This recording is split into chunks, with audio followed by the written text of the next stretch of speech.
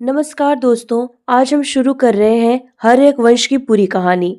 वह वंश जिसने पहली बार भारत में मगध को ताकतवर राज्य बनाया।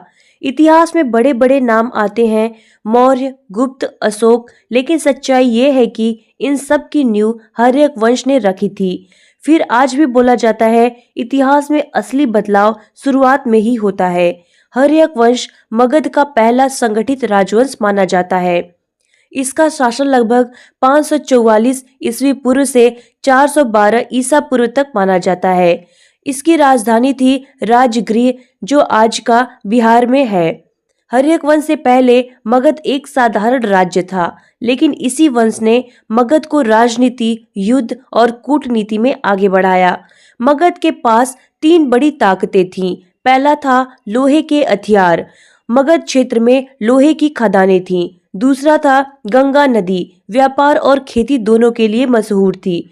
तीसरा था सुरक्षित भौगोलिक स्थिति, चारों ओर पहाड़ थे और नदियां थी। फिर आज भी लोग कहते हैं, जहां संसाधन होते हैं वहीं सत्ता टिकती है। अब आते हैं हर्यक वंश के सबसे बड़े राजा बिंबिसार। बिंबिसार ने 544 ईसा पूर्व में सिंहासन संभाला। उस समय उसकी उम्र सिर्फ 15 वर्ष थी, लेकिन सोच बहुत परिपक्व थी। बिंबिसार की सबसे बड़ी ताकत थी विवाह नीति। उसने युद्ध से ज्यादा साथी को हथियार बनाया। उसने विवाह किए कौशल की राजकुमारी से और इसको काशी क्षेत्र मिला। वैशाली लिच्छवी की राजकुमारी से, मद्र देश की राजकुमारी से। बिना युद्ध राज्य का इसका विस्तार हो गया। यह बात किताबों में कम बताई जाती है। बिंबिसार शांत राजा था, लेकिन कमजोर नहीं था।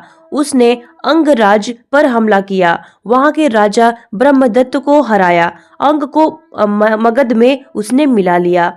इससे उसका व्यापार बढ़ा, राजस्व बढ़ा और मगध अमीर बन गया।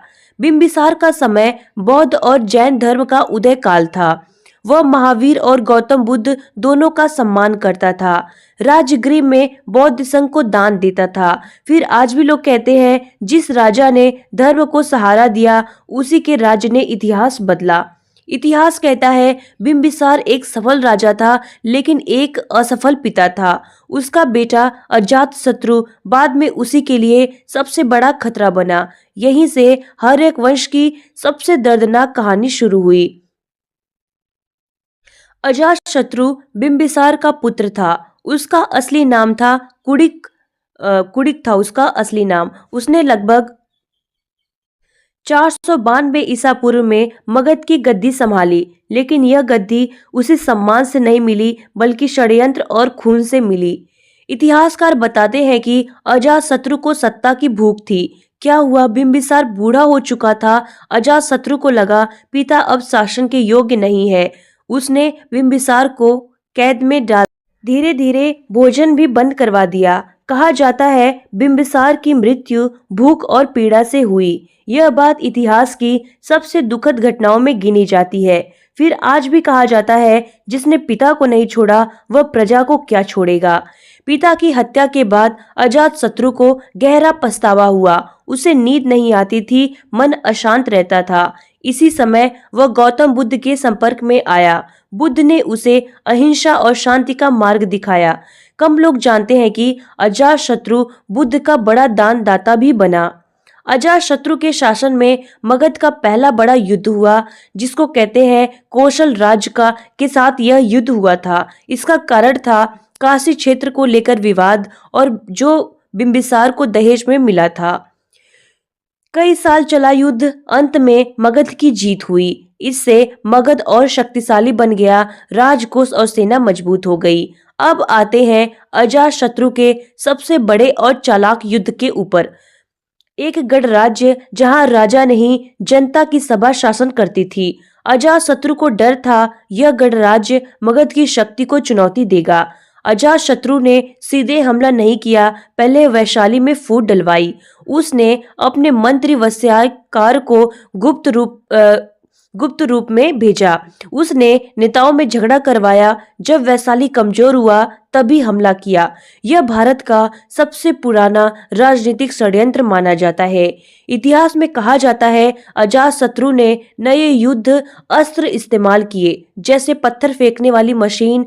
घुमावदार रथ, यह भारत में युद्ध तकनीकी का नया दौर था। अजातशत्रु ने राजधानी को राजगृह से पाटलिपुत्र स्थानांतरित की। यह स्थान गंगा नदी के किनारे था और व्यापार और सुरक्षा के लिए बेहतर था। बाद में यही पाटलिपुत्र मौर्य और गुप्त साम्राज्य की राजधानी बना। वैशाली एक शक्तिशाली गणराज्य था जहां निर्णय जनता की सभा से होते थे। अजातशत्रु की रणनीतियां समझते हैं। पहले वैशाली के नेताओं में आपसी झगड़े कराए, फिर धीरे धीरे आर्थिक दबाव बनाया गया। जब वैशाली राजनीतिक रूप से कमजोर हो गया, तभी मगध की सेना ने पूरा हमला किया।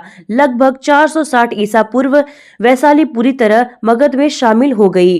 यह भारत के इतिहास में गणतंत्र की पहली बड़ी हार मानी जाती है। वैशाली की जीत के बाद मगध सबसे बड़ा और शक्तिशाली राज्य बन गया। व्यापार गंगा के रास्ते दूर दूर तक फैल गया। सेना लोहे के हथियारों में से लैस हो गई। पाटलिपुत्र एक बड़ा नगर बन गया। प्रशासन मजबूत हुआ। फिर आज भी कहते हैं लोग, जहां व्यापार और सेना मिल जाए वहां साम्राज्य जन्म लेता है। अजातशत्रु के बाद उसके पुत्रों ने शासन संभाला, लेकिन वे न पिता जैसे क्रूर थे न दादा जैसे बुद्धिमान थे। मुख्य शासक था उदयीन। उदयीन लगभग 460 से 444 ईसा पूर्व तक शासन किया। इसने पाटलिपुत्र को अस्थायी राजधानी बनाया, लेकिन प्रशासन कमजोर पड़ा। अब हर्यक वंश में सत्ता के लिए आपसी हत्या, षड्यंत्र और विश्वासघात फैल गया। राजा सैनिकों पर भरोसा नहीं करता था और मंत्री अपने फायदे देखते थे। जनता करों से परेशान थी और जनता की सुरक्षा कम होती गई। फिर आज भी लोग कहते हैं, जब राजा डरने लगे तो राज्य टूटने लगता है। इस दौर में बौद्ध धर्म तेजी से फैला, जैन धर्म को भी संरक्षण मिला, लेकिन राज्य सत्ता कमजोर होने से धर्म का प्रभाव भी सीमित हो गया। एक कम सुनी गई बात है कि कई बौद्ध संघ राजनीति से दूरी बनाने लगे। हर्यक वंश की कमजोरी थी सेना में अनुशासन की कमी, पड़ोसी राज्यों की चुनौती और अंदरूनी विद्रोह। मगध बाहर से बड़ा था, लेकिन अंदर से खोखला होने लगा था। जब अजातशत्रु था तब मगध में डर भी था और अनुशासन भी था, लेकिन उसके बाद राजा कमजोर पड़ने लगे। सेना में अनुशासन ढीला हुआ, मंत्री सत्ता के खेल में लग गए। राज्य चलाने की जगह राजमहल की राजनीति शुरू हो गई।